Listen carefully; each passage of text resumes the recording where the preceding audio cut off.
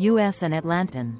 Good evening, and thank you for joining us for today's special weather broadcast. Today marks not only a reminder that summer is drawing to a close but also a turning point in this year's Atlantic hurricane season. Over the past several days, the name Hurricane Erin has become the center of attention. Since its formation offshore, this storm has steadily intensified, expanding its reach and forcing many communities along the U.S. East Coast to closely monitor every advisory.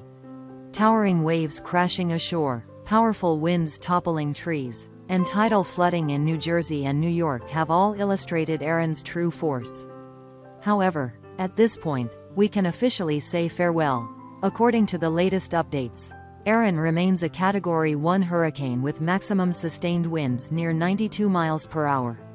But rather than threatening land, it is now racing northeastward, heading toward the remote waters between Iceland, Greenland, and the United Kingdom. Forecasters say that within the next 24 to 48 hours, the last impacts on Nova Scotia and Newfoundland will come to an end. After that, Erin will remain only as a large, gradually weakening swirl on weather maps, lingering in the no man's land of the North Atlantic.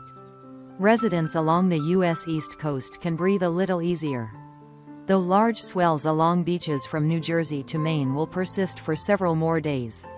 Maritime activity and coastal tourism will gradually return to normal, though caution is still advised. In short, we can close the chapter on Erin, but the 2025 hurricane season is far from over.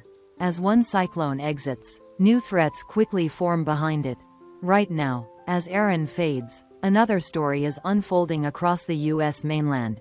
An unusual cold air mass from Canada is preparing to sweep southward, covering much of the country over the next 6 to 10 days. The U.S. Climate Prediction Center, CPC, has called this one of the strongest early-season cold outbreaks so far. In fact, temperatures are expected to plunge 20 to 25 degrees Fahrenheit below average, a shocking deviation. Beginning Monday, cold air will pour into the Great Plains, spreading by midweek across the Midwest, Great Lakes, and Northeast, and eventually reaching parts of the Southeast. Forecast figures are eye-opening. In Wisconsin and Michigan, morning lows may drop to the low 40s degree F, around 4 to 5 degrees Celsius. In West Virginia, temperatures could bottom out near 43 degrees Fahrenheit at dawn.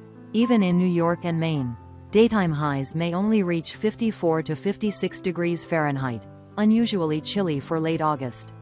This means that while southern states still bake in summer heat, the northern half of the country will feel more like early autumn.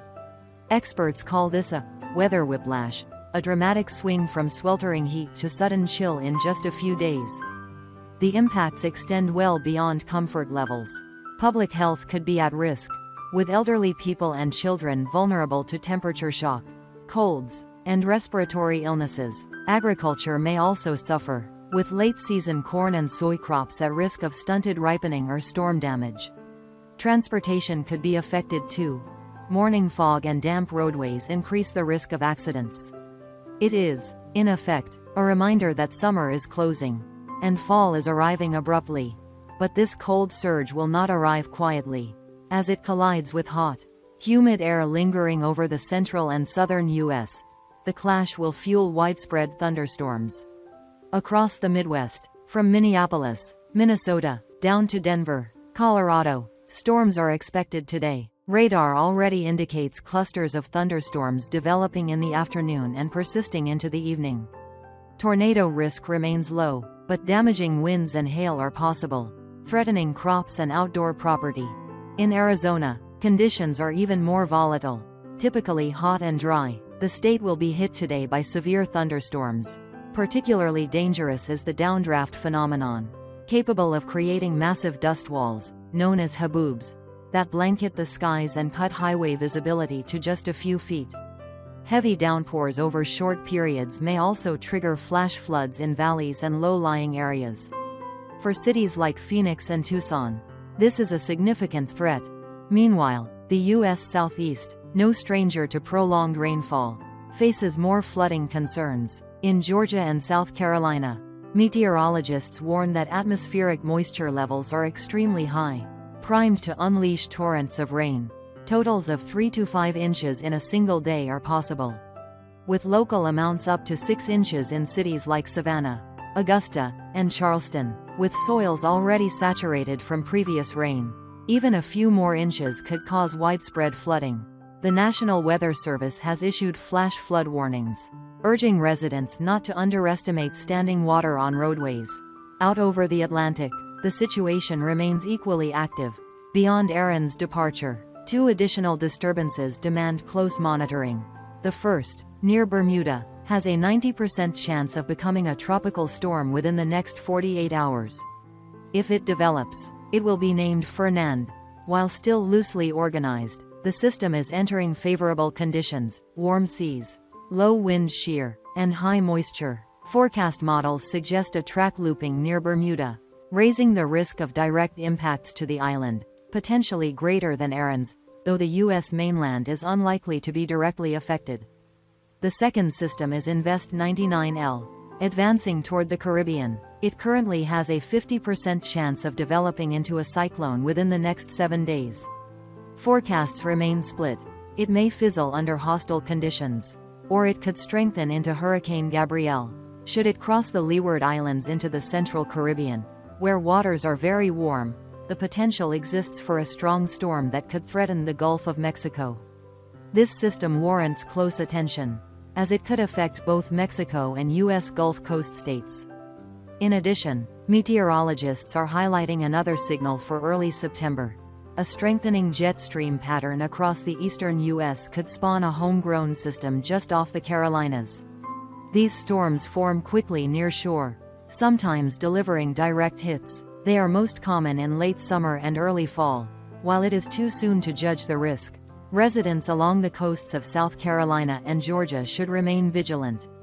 Taken together, these developments show that both the U.S. and the Atlantic Basin are entering a period of heightened volatility. On one hand, Americans may welcome relief from the extreme heat thanks to this unusual cold blast. On the other hand, the trade-off comes in the form of severe weather, thunderstorms, floods, dust storms, and a new crop of potential tropical cyclones offshore.